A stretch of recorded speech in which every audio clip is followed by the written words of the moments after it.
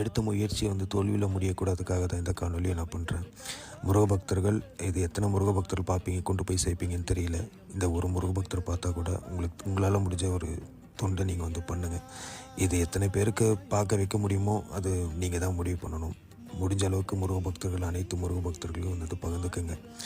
எப்படியாச்சும் இந்த வேலையை நான் முடிச்சே ஆகணும் அப்படின்னு சொல்லிட்டு முருகன்ட்ட நான் கேட்டிருந்தேன்.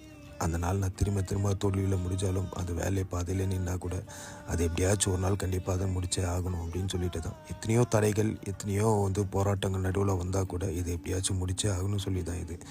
முருக பக்தர்களுக்கு நன்றி, தலைவர் முருகனுக்கு நன்றி. போட்டிருந்தேன் ஜூன் 14ஆம் தேதி இந்த பதிவு நான் போட்டிருந்தேன். கோயிலுக்கு முருகனுக்காக வந்து நம்ம திருப்பணிக்கு தொண்டு செய்யணும் அப்படின்னு சொல்லி போட்டிருந்தேன்.